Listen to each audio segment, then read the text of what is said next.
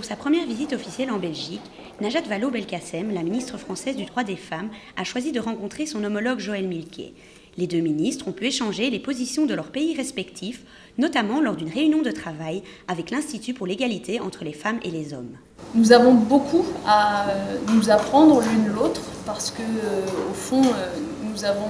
partagé un constat commun qui est que nous vivons en Belgique comme en France dans des sociétés qui s'illusionnent sur l'état des lieux de l'égalité entre les femmes et les hommes. Beaucoup de gens considèrent que les grands combats pour les droits des femmes et pour l'égalité entre les sexes sont derrière nous. Et en réalité, on est loin du compte. On est loin du compte en matière d'égalité professionnelle, on est loin du compte en matière de lutte contre les violences faites aux femmes,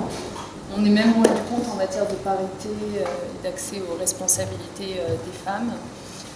Donc sur tous ces sujets, nous avons un petit peu échangé pour voir comment nous pouvions nous nourrir mutuellement et avancer. Les deux ministres ont également tenu à faire part de leur soutien à la future directive de Viviane Reding sur les quotas dans les conseils d'administration des entreprises. Nous sommes deux pays qui avons expérimenté ce type de législation et que moi, ce que je remarque d'ores et déjà en France, alors même que la loi adoptée en 2011 prévoyait une mise en œuvre progressive de ces 40% de femmes dans les conseils d'administration, c'est que les grandes entreprises ont d'ores et déjà dépassé les objectifs qui leur avaient été fixés par la loi. Et donc, ce que ça veut dire, c'est que quand la loi vous incite de façon suffisamment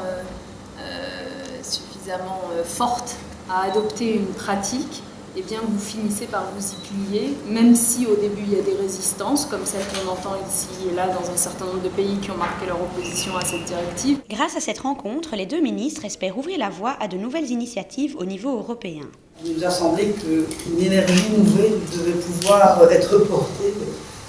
sur base déjà d'un axe franco-belge des deux ministres de l'égalité des genres, mais bien au-delà, en fédérant les énergies aussi des autres,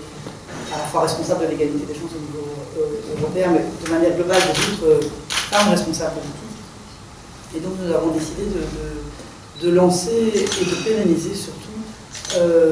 un forum des responsables politiques européennes. La première rencontre devrait avoir lieu un petit peu avant la Journée internationale des femmes, le 8 mars, avec pour objectif justement de fédérer les énergies, de pouvoir préparer ensemble toute une série de stratégies que les femmes doivent pouvoir porter, et évidemment aussi les hommes au niveau des différentes politiques nationales.